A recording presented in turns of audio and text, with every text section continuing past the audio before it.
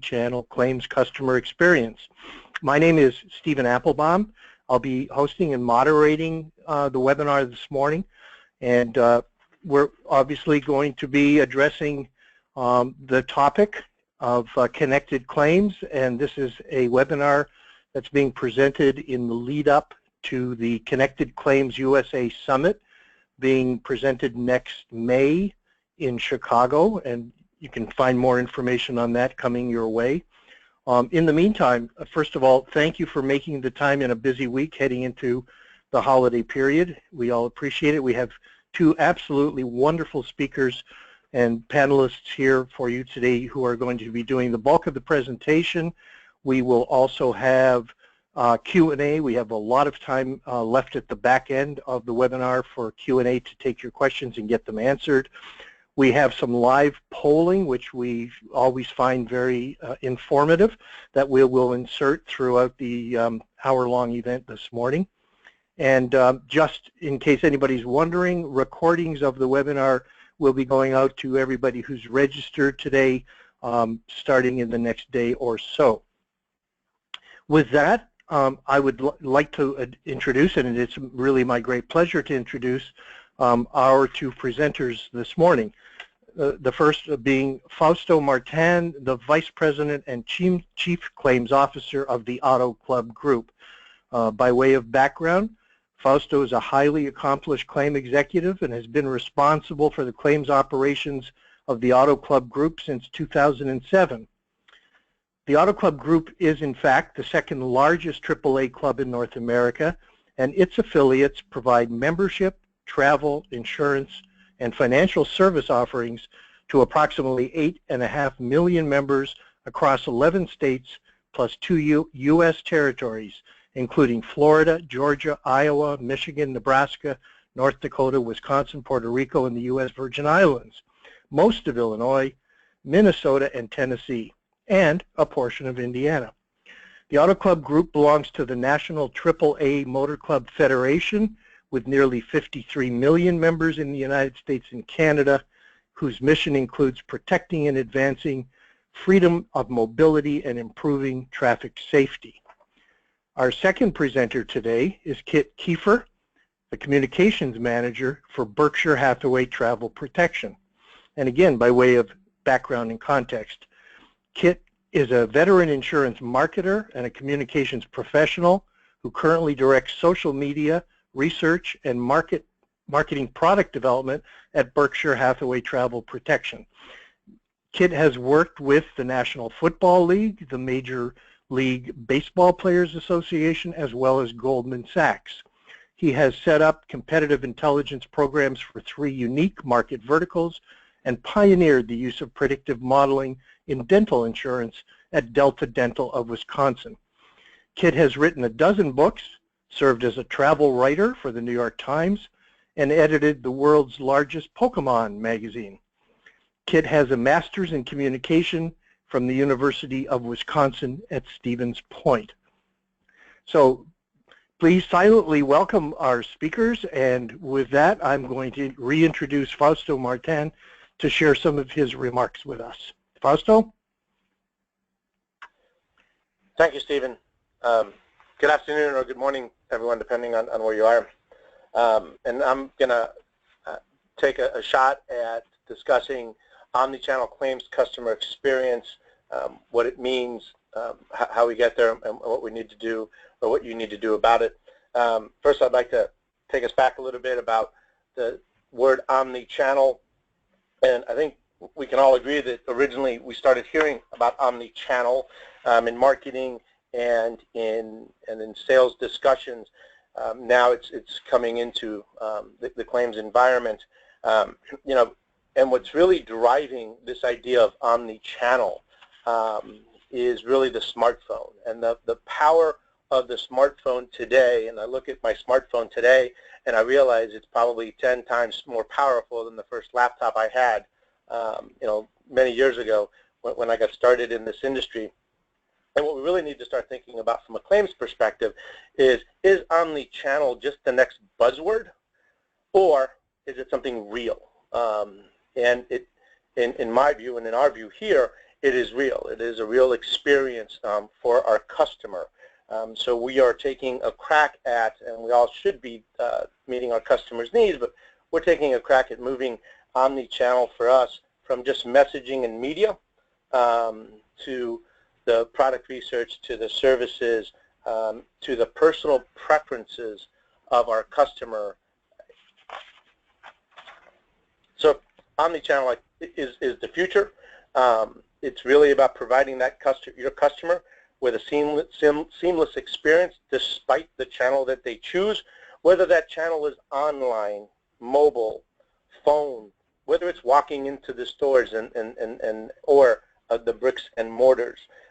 It is really taking advantage of the multi-channel, but at that customer's choice, giving the customer the preference and the choice on how to buy our products, accept our service, ask us for service, and so forth.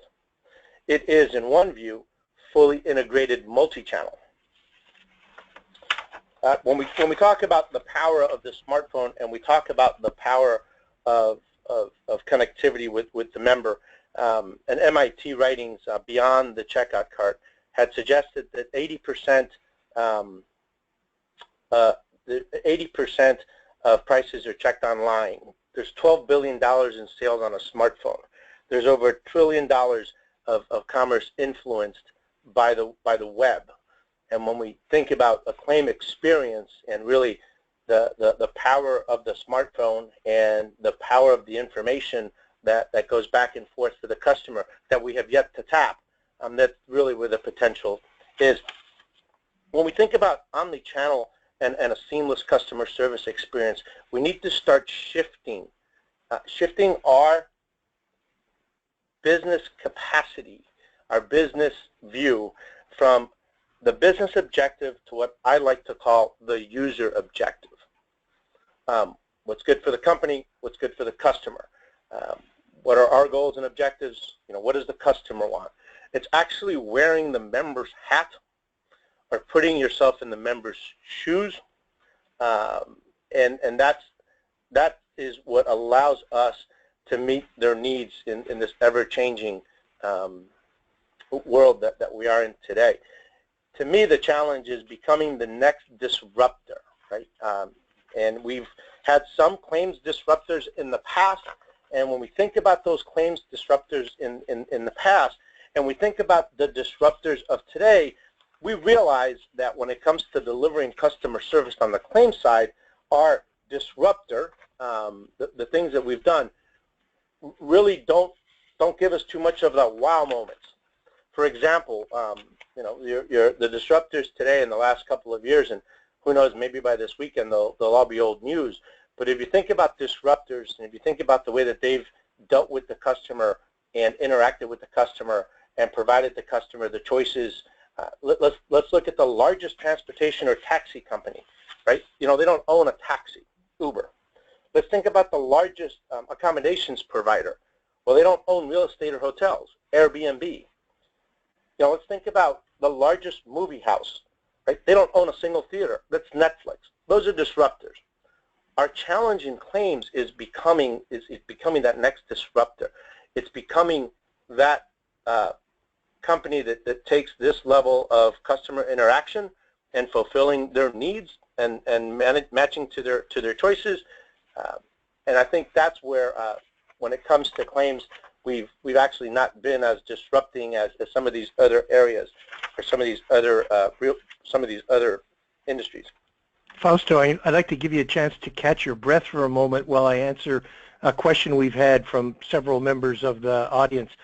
There are no slides to accompany Fausto's presentation, so you're not missing anything. There will be slides when Kit is speaking. We will also be presenting graphics when we do our online polling. So I just wanted to clarify that for everybody. Sorry to interrupt you, Fausto. Oh, not a problem. Thank you, Stephen. So when we think about these next steps and we think about becoming a disruptor and we think about meeting the customer's needs, the one thing that is absolutely critical as you move to a seamless omni-channel in your company, and in claims is you need to be able to deliver consistent experiences regardless of how the customer wants to connect. We're seeing more and more of our customers move from one method of connecting with us to another method of connecting with us. There's a commercial out there about a grandparent in the home and being the dark something of something else because there's no connectivity in the house. And to meet the needs for that grandchild, the grandparent goes out and gets connected, right? TV, content on the television, as well as Wi-Fi. And we see that our customers are starting to move, and not necessarily just the Gen Y customers, but quite a few of our customers are starting to move in the way that they want to connect with us. The challenge when you are an organization that has multiple services and multiple offerings to the customers is that the relationship that you have with each of those services, so when you're a travel company and you're a motor club and you're an insurance agency and an insurance company, needs to be consistent as well. If you're going to offer the customer four different choices in services, then to be successful, that experience needs to match each of those. And typically, it's the insurance company and it's the claims piece that that is the laggard in that development in that strategy. Consumers, and it grows more every day, right? Expect everything at their fingertips, whether it's on their smartphone or even their phone or even online, or that accessibility to it in a bricks and mortar. And that's what I think is posing, some of the challenges for us to do that. As a claim leader, and we want to move to omni-channel, and we want to move to that technology. We want to be able to move to those interactions with those customers. We know that in the decisions that we make and in the processes that we develop and the order and hierarchy in the company, I would suggest that you get executive involvement, you get IT involvement, customer service involvement, and never forget the involvement of the claims person. It's the staff that directly provides the experience to the customer. How do we move there? Well, there are probably 4 areas that we need to concentrate on. One is, and this is not typical for claims folks to think about in these terms, but one is what we like to refer to as customer profile management. Get that full 360 view of your customer, especially if they're touching other parts of your organization, so that, again, you're providing that consistent experience. 2 is experience management. Manage the customer's experience. Heavy usage of interaction management, of interaction measurements, so surveys, after-call surveys, after-interaction surveys, surveys online, surveys on the mobile. Right? And then the content management is critical. Contact management, excuse me. Need to understand how that customer wants to be contacted and focus all of your interactions with them in the method that in a manner that they choose or that they request. And ultimately, servicing, provide customer service, and provide the verbal, the vocal contact. In order to meet these, we must be able to develop digital capabilities in order for the customers to take advantage of what we offer. First, a consumer portal, web or mobile. And once you have mobile, the mobile really needs to be consumer mobile. That mobile device, those mobile applications need to be meaningful and need to be able to deliver the experience that they're going to the mobile and to the smartphone to use. Third, social media. Managing social media, taking advantage and publicizing the positive, right, and managing the opportunities that you are presented with social media. Communication management with the customer, being proactive, the push. If a customer is dealing with you in a smartphone, push data, push media, push information to them that they can actually access on their smartphone. Right? And again, ultimately, live support when the customer requires it. If I think about omni-channel in claims, we really need to move beyond the FNOL at the smartphone the taking of the pictures at the smartphone. We really need to move to the claims app at the smartphone, or a claims app on their tablet as customers move to that. And that claim app will give them more than just reporting of F&OL, more than just the status of their repair or the status of their claim. The claims app, for example, will give them the ability to shop for the DRPs in your auto claims program. If you have one, take a look at the locations that are available and have relevant content on there. Photos, experience, reviews, all in the Smart app, all at their touch, all through your application, so that it's still viewed as you that are delivering this for the customer. We'll also give them the ability to shop for a shop, pun intended, once they receive their estimate, to receive their payments electronically, to view their estimates electronically, and to have the transactions in the smartphone, again through your claim app. So we're going to be moving from one-off apps to a universe for them, an app, a wheel, and that customer can choose to plug and play for those different services that they're looking for when it comes to their claim. If I think about successful companies today in omni-channel and the things that we look at and the companies that we want to try and be and deliver that customer service experience, I have 4 teenage kids. So being the holidays as well as just planning life with 4 teenage kids, I've gotten to know several companies that, to me, simplify or exemplify an omni-channel customer experience. I also drink coffee, right? And it's the holidays, so I've been doing quite a bit of shopping. But if I think about, in my mind, those omni-channel companies that we're trying to model and trying to connect, think about Disney. If you've ever shopped for Disney for trips, if you've ever planned a cruise with Disney or a park with Disney, and the different ways of engaging, and the fact that all of your experiences with them tend to be the same and positive. Starbucks. I'd like coffee, like I said before. And my ability to deal with Starbucks on a smartphone, I never thought I would say that, is really impressive how they've taken your use of the smartphone as well as when you go into the store or when you drive through.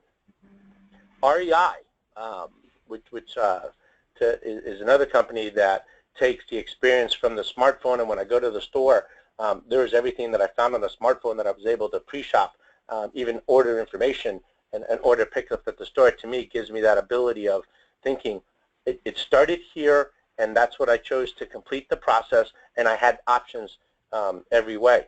And even Macy's today, the ability to check the prices and the availability of information online with Macy's, and then when you get to the store, to me, those customer service experiences that all started with the smartphone, right, but finished, to me, with the product that I wanted to buy or the experience. Our challenge in claims is moving that kind of experience for the customer that more and more every day starts with reporting a loss mobily, or on the mobile, on the phone, or by a phone call from the smartphone. And how does it finish, and what is the end?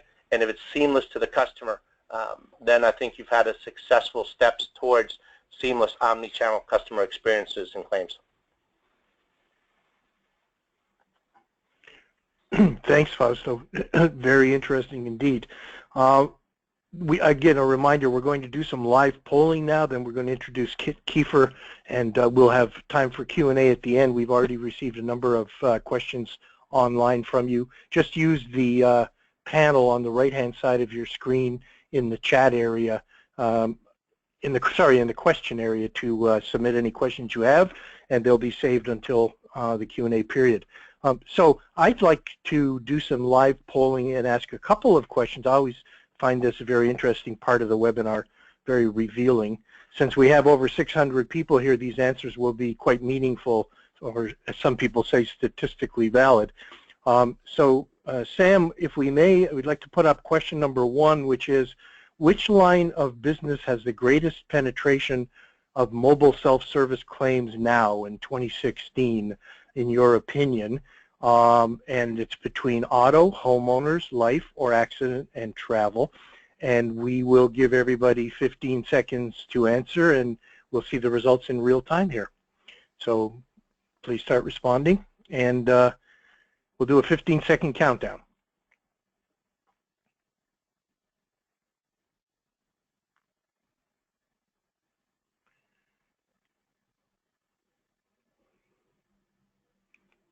We're just waiting for the responses. And there we have it. So this group thinks that auto insurance has the greatest penetration, followed by accident and travel. I'm sure Kit will be pleased to see that. And then homeowners and life gets a 0 for penetration on mobile self-service claims. Thanks very much for participating in that one. Let's do one more now before we move to Kit Kiefer, and that is, which line of businesses has the greatest penetration of mobile claim self-service, will have the greatest penetration in the year 2021? So the same 4 categories, but looking out 5 years. And let's see how the responses differ between today and everybody's view of 5 years from today, as between auto, homeowners, life, or accident and travel.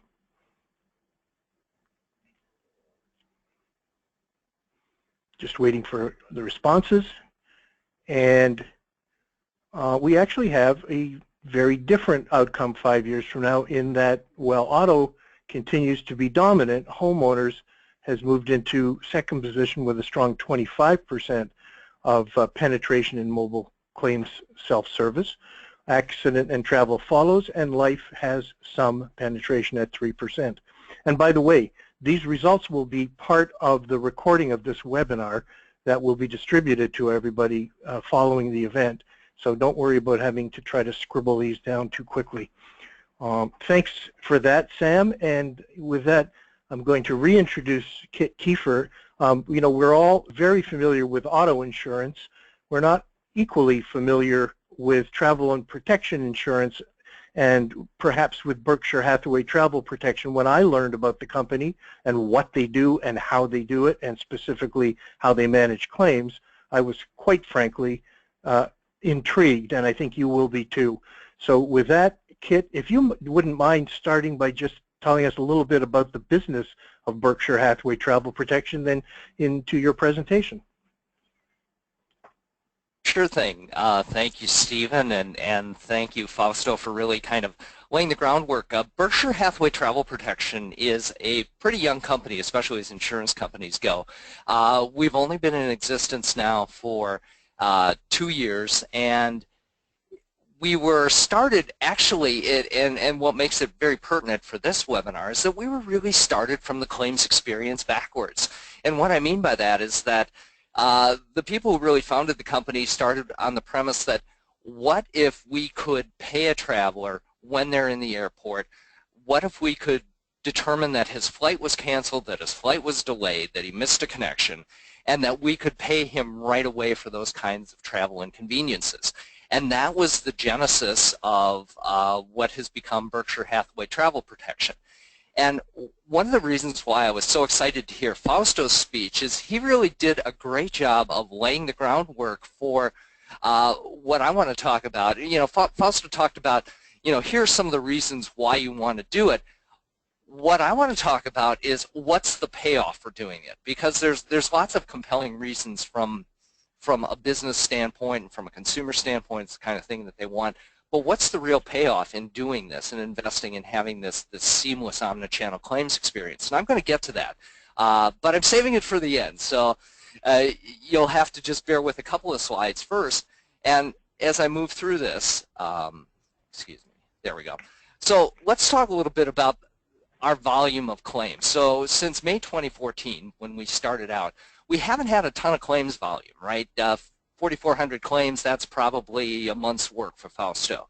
Of those, 2,200 were of our air care product. And when I talked about designing a claim, a company from the claims experience backward, air care was really that product. Air care was the product that would determine if your flight was canceled and would automatically pay you for that, would offer proactive rebooking, proactive claims filing. And then we've had another 1,000 for our ExactCare product, which is very much the traditional travel insurance product that you may have bought yourself. So it has coverage for trip interruption, it has coverage for trip cancellation, emergency medical evacuation, those kinds of things. Then we also offer a vacation rental or timeshare insurance product, and we've had about 1,000 claims for that. And as you can see, the average of claims against the written premium is about 11%. To handle that, we only have 2 full-time adjusters, but we can handle 8 air care claims an hour, and since some air care claims are auto-adjudicated, so for instance, if you miss, if your flight's delayed, we track all the flights in real time, so we'll know your flight's delayed. We can match that up against, we can match the passenger record up against what you've submitted for an itinerary. We can see that you're on that flight, your flight was delayed, and we can automatically pay you for that claim. With the ExactCare claims and the vacation rental claims, it's still about 3.2 claims per hour. What does that really mean, and what makes us different? It enables us to process claims faster, and because we can process claims faster, we can pay faster, and because we can pay faster, our claimants are happier. It's very much a stepwise relational order that makes our product different from other travel insurance companies, but also different from a lot of the experiences that you might find outside of travel. And with travel, travel is a special breed in the sense that there's that imperative to do things quickly. You're a traveler, you lost your luggage, you need some replacements. You know, you're in Istanbul, you're out on the road, you need these things taken care of. You've lost your passport, you have to get a new passport. There's some real-time imperatives for getting these things resolved. And so we definitely took that to heart when we started Berkshire Hathaway Travel Protection. So one of the things that we came out with last year is we teamed up with MasterCard. MasterCard has a program called MasterCard Send. And you'll have to excuse me for just a second because I'm going to cough and I need a drink of water. So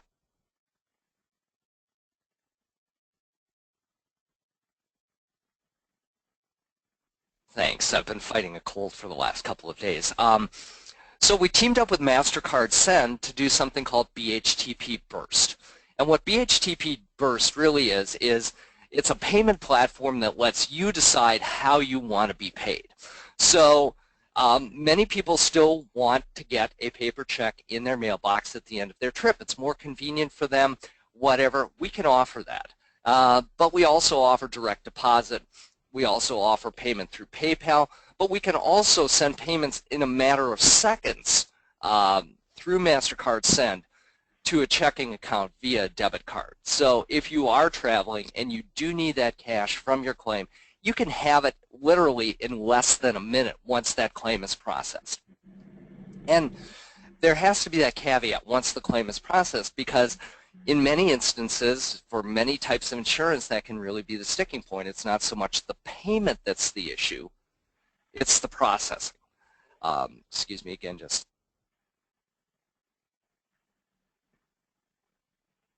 Thank you. So let's talk a little bit about that. And this was an infographic that we created that really talked through a lot of these different points. Starting with the fact that travelers move fast and they really want a tech-driven service. You know, Fausto did a great job of setting the stage that so many people want things on their cell phones. They want them on their mobile devices, on their smartphones. And the insurance industry as a whole has not always done the best job of keeping up with that. So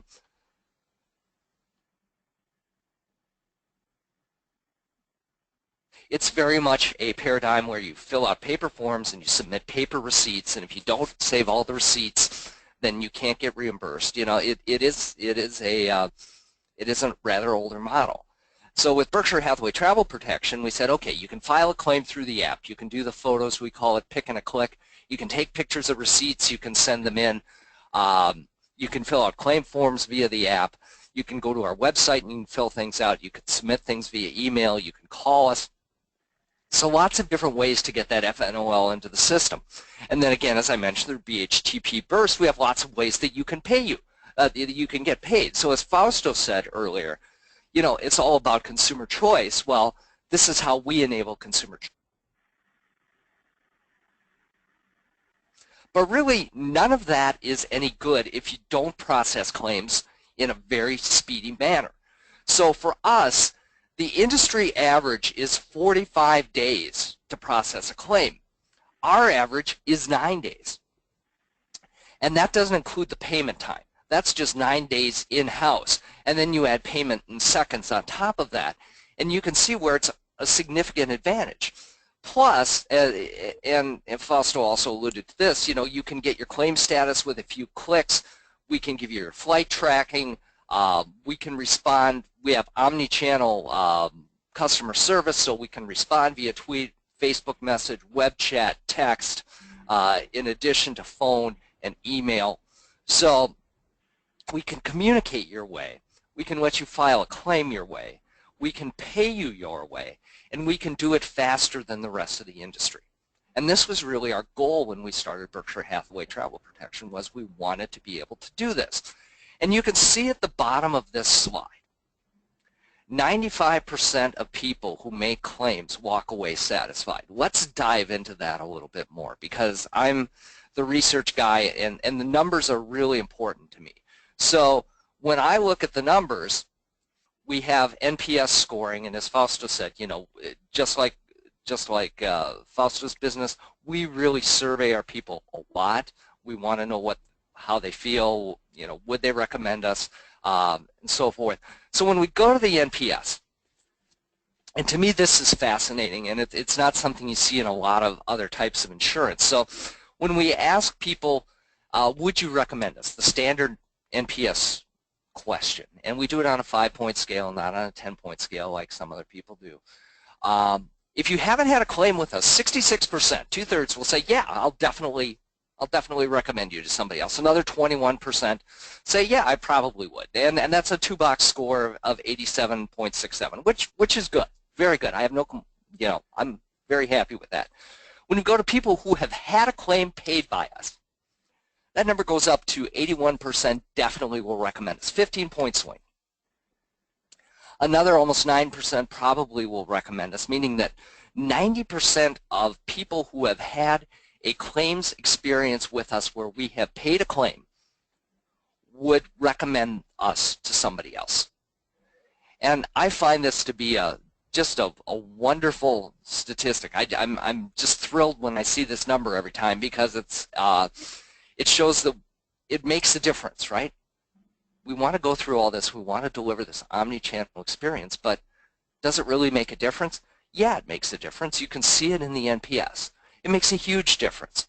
It makes a huge difference in terms of repeat traffic, and I don't have information in here on repeat traffic, but I can also tell you that our greatest source of repeat traffic is people who have had claims experiences with us before. Whether we paid them or haven't paid them, they still come back because of the way their claims have been handled, because of the speedy, courteous, high-touch way that they've been handled. They come back, whether we paid that claim or not. And in our business, repeat customers, repeat traffic is vital. Customer acquisition is very expensive in the travel insurance space.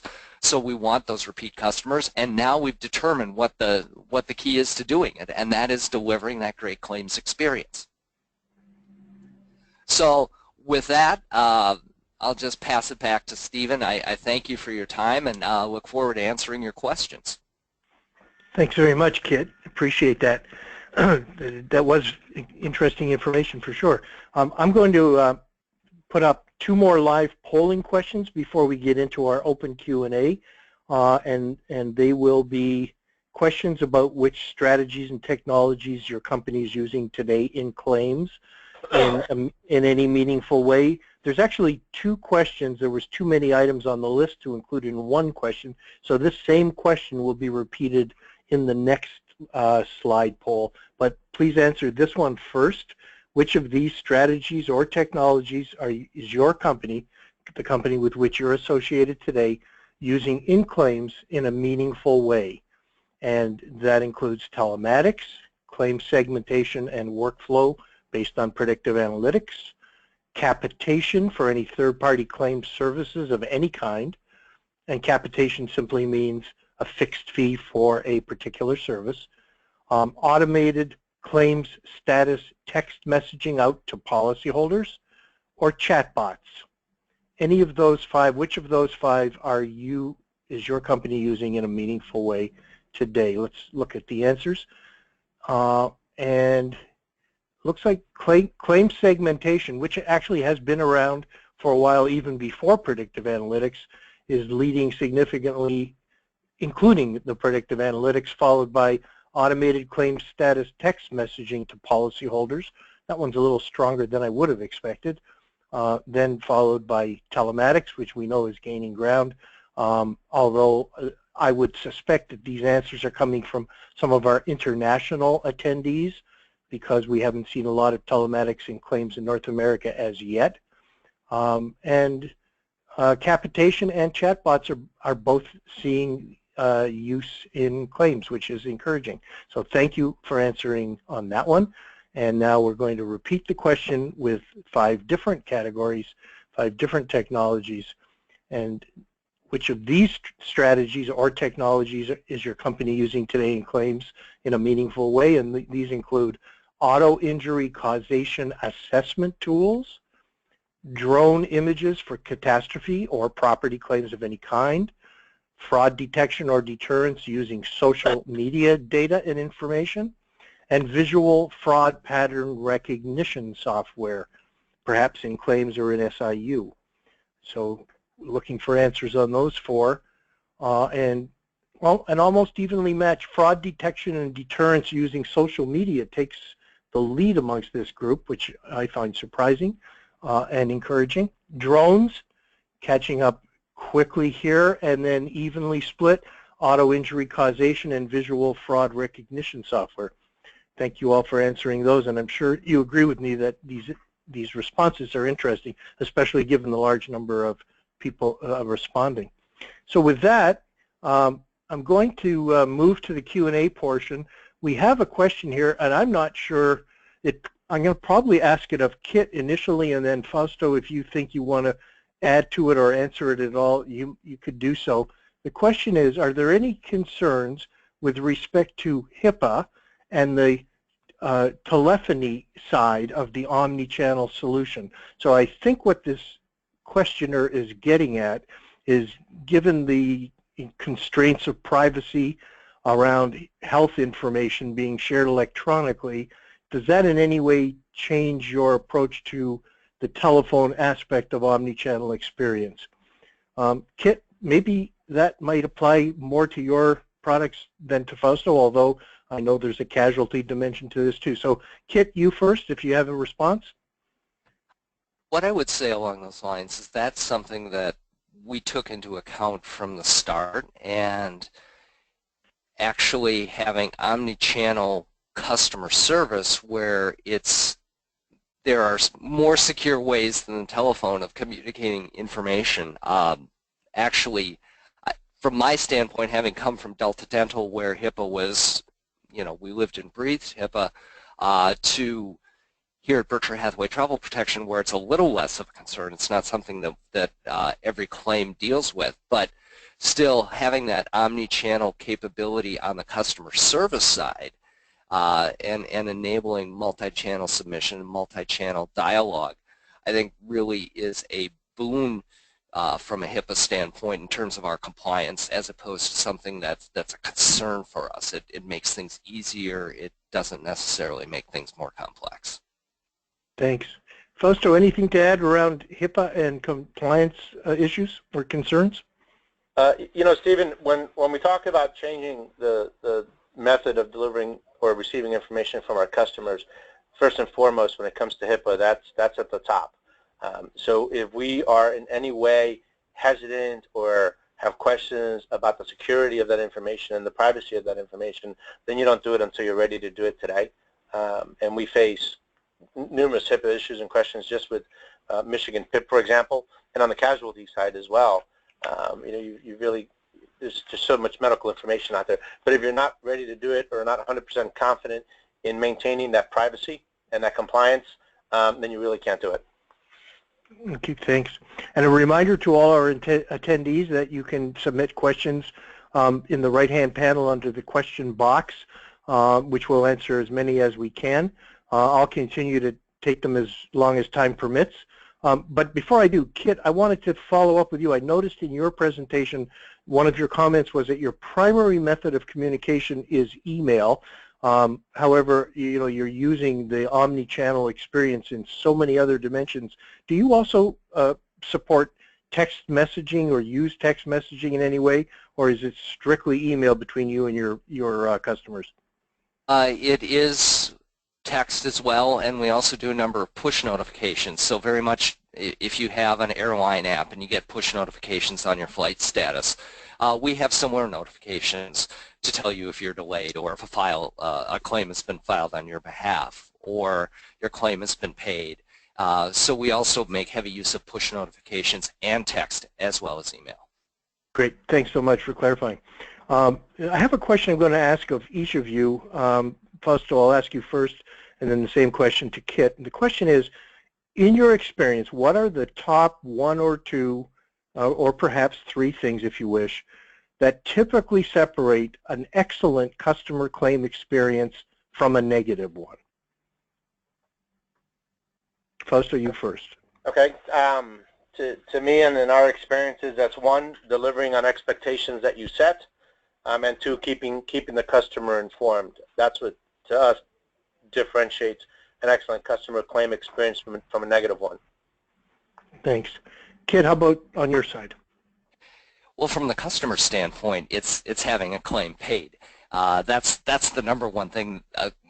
Claims are filed with the expectation that they're paid. But moving beyond that, which is the obvious answer, it's speed and effort that we find tend to be the key motivators in terms of getting high marks for a claims experience. So how quickly was your claim turned around?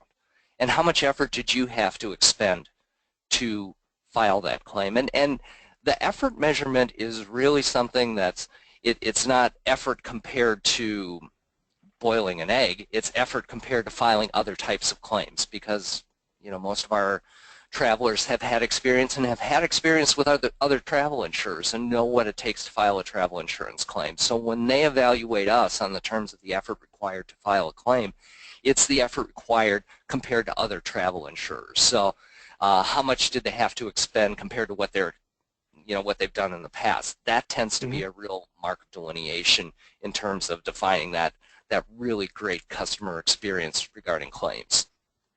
Great, thanks very much. Again, as a follow-up to your presentation slides, Kit, I noticed you had a stat on percentage of claims paid versus premiums. I just wonder if you could share what percentage of your claims are what you might call auto-paid. You described that there was a subcategory of claims that are, you can calculate, for example, a flight delay, an excessive flight delay, and you already can calculate that without anybody submitting a claim on it. So how would that break? In other words, what percentage are auto-calculated versus submitted and processed? Sure. So out of that 2,200 air care claims, those are really air care claims that are auto-adjudicated, auto-filed, auto-paid. Out of the air care claims, about 70% of those are auto-adjudicated. The claims that aren't auto-adjudicated under our air care product are baggage, where we do have to see a claim check. We have to see a little bit of substantiating evidence before we can pay that, but everything else we can pay. And so that's about 70% of that 2,200, which would be about, what, 1,500? Yep, excellent. I don't have to ask Fausto how much he would like 70% of his claims to be auto-adjudicated, but I'm not sure it would work as well on that side of the business. I have a question here from one of our attendees, and it's lengthy. I'll read it because I think it's important. What are your thoughts on customer service centers employing automatic answering systems? For example, press 1 for claims, press 2 for another department, etc. And I guess the question's in regard to how they support or don't support customer service. Any thoughts about that method of fielding inbound calls?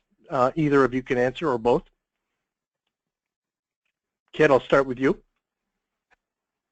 Well, it goes against our business model. That doesn't mean we won't go that direction in the future. And it was interesting actually to see the poll on the number of people who plan on using chatbots, because I actually believe that for a lot of companies that are using human-powered customer service without an IVR up front, that they're going to move directly to chatbots, and they're going to bypass that kind of voice-directed scenario you mentioned entirely, and simply move to chatbots at some point. But it goes against our model. We don't feel that delivers the best customer experience. We're a long ways from chatbots ourselves, but we can see that future somewhere down the road. But it's not the way we prefer to do business. Thank you. Fausto, any comment on that one? We have a limited IVR when you first call in, and we're going to leave it at that, and then continue to develop the mobile, the chat, and the other options for the customer, and get away from a lot of the phone pushing or phone button pushing technology that's out there. But it is limited today when you first call in, if you use the phone to call in your claim or for service. And to be honest, from a marketing standpoint, what we try to do is steer customers toward non-phone means of communicating with us, primarily web chat. You know, in an ideal world, we'd have all our customer interactions via web chat. It's more efficient, and there's a record. Thanks, Kit. I think we've also answered this next question, which is, what do the speakers think about chatbots and how they might transform the future of claims? I know, Kit, you've voiced your opinion on that one. Fausto, any comment about chatbots and claims on your side? Yeah, that's one of the next top priority items that we have in the development of it. As Kit said, as long as you can maintain the record of it, you know, that's critical in claims. That's critical in claims if they move on to litigation, is having a record, having that for discovery purposes. But that's pretty high on the priority. Very good. Our next question is as follows. You spoke about customer profile earlier. Do you have any idea on who is being converted to the Omni-channel the quickest in regards to age? So that's an age segmentation question, I think. Kit, we'll start there with you. Do you, in terms of profiling customers and this question, who's first, who's fastest to convert to Omni-channel in terms of age group? It's really surprising. When we launched Berkshire Hathaway Travel Protection, we had a demographic, income, tech adopting kind of profile in mind. It was going to be that 30 to 45-year-old traveler who was very tech savvy, very frequent traveler who would be the first adopter of our products, and it wasn't. It was a much older audience.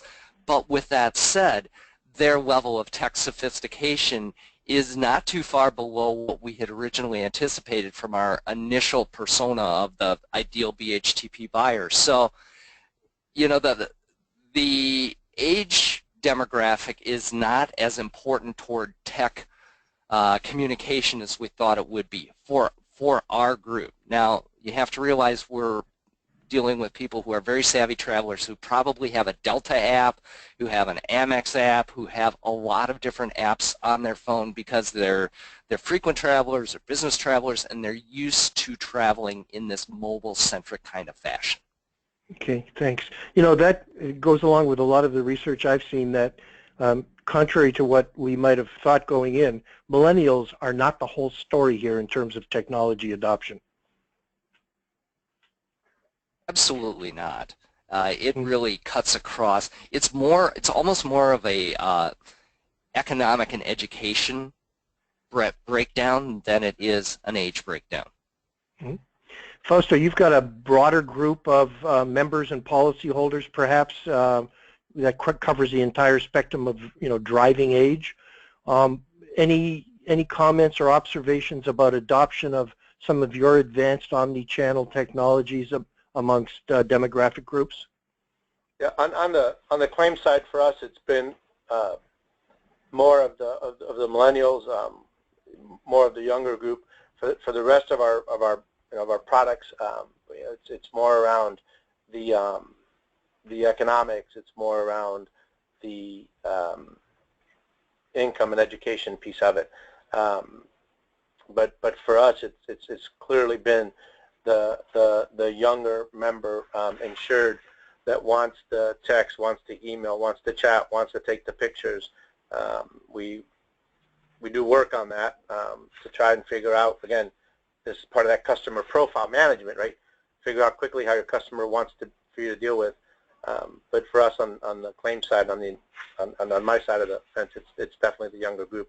For the travel, for the membership, for the roadside, it's more the it's more of the economic side. Okay, that's kind of a blend of the answer that Kit shared. Fausto, I'm going to stay with you on this question because I know you're going to just love answering it.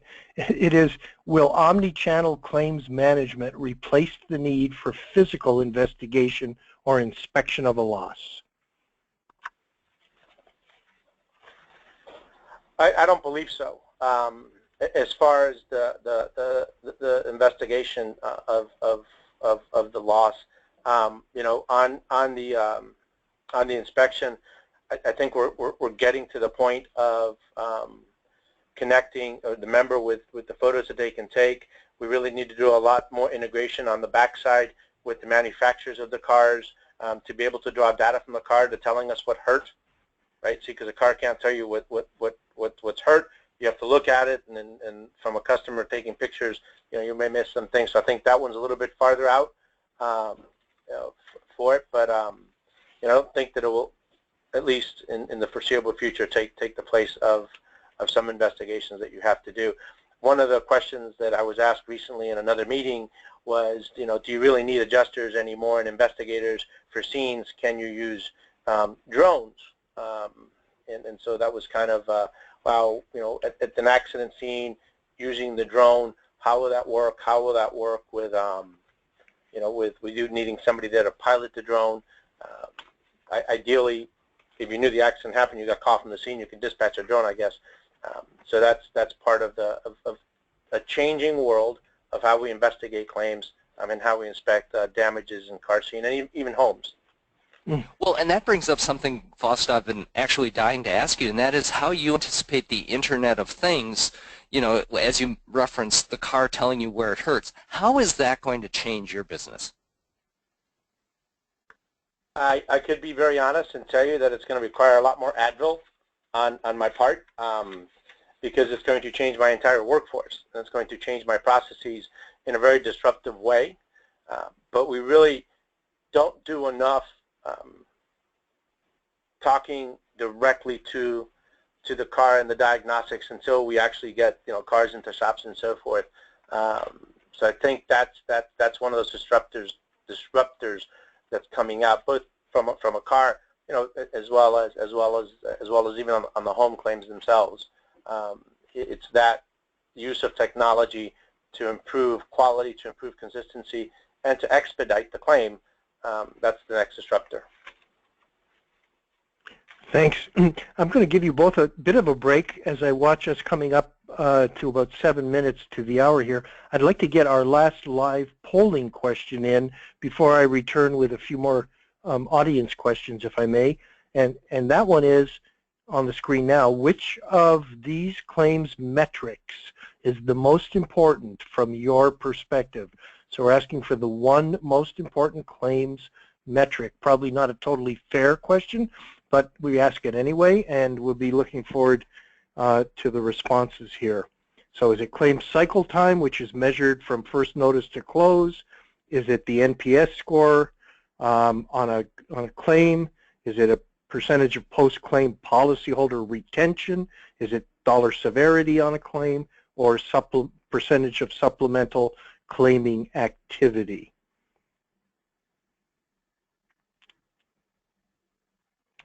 And there is a slightly clear winner, and that is NPS seems to be the most important single metric to this group, followed very closely by claim cycle time, and then retention, severity, and finally supplements. Thank you for sharing that. That's interesting, I think. I don't know, Fausto or Kit, whether you have any comment on those results, whether they match your own perspective. I would just say that, policyholder satisfaction is an aggregate measure. And some of these other ones are not necessarily aggregate measures. So many of these other things, you know, the dollar claim severity, the cycle time, they're all going to wrap up into satisfaction. So from that standpoint, I find these results, I'm surprised actually that NPS wasn't higher based on that. Thanks. Fausto, any comment, any observations on these? Yeah, I agree with Kit. I'm really surprised at NPS, given all of the attention, focus, and publicity that NPS is getting these days. Didn't rate higher, you know, for it. But, and again, as Kip said, all these eventually roll up into NPS, whether you ask the one NPS question on refer, recommend, or you build up to that by asking steps along the process of the settlement, the communication, the return phone calls, and all that. But I am surprised that it was that it was at 37%. That it was not higher, in other words. Absolutely right. I would have been betting 50% or more. Interesting. Well, once we look at the profile of our audience, that might help explain these responses. I don't know if we've got 100% claims folks here, or exactly who's in the group of 600 plus. But thank you everybody for participating. That's again a very interesting outcome. I've got time for maybe one or two more questions here, and I'll grab one. Fausto, it sounds like you may be getting your unfair share. Does the Auto Club Group pay claims electronically via debit or PayPal like Berkshire Hathaway Travel does? And how do customers really want to be paid, in your opinion, Fausto? We depending on the claim, we pay some claims via debit card. On the property side, we pay some claims on the automobile side through ACH transactions. We're moving to try to line up all of those payment options with our different claim systems, and then give that customer the choice. Today, what we're still finding is the customer does want a check. They want the check sent to them.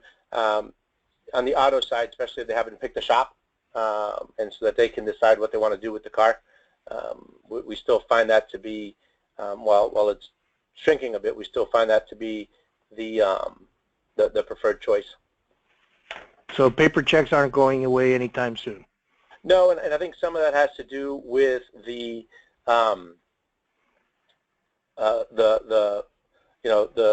dimension of our customer and where they are in age and experience and so forth. Okay, thank you.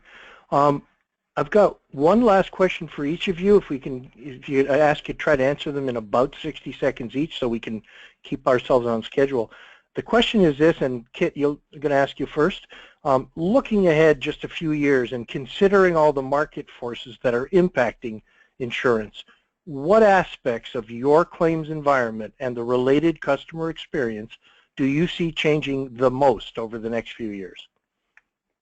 I think the nature of the claim, in travel insurance, it's going to be the nature of the claims.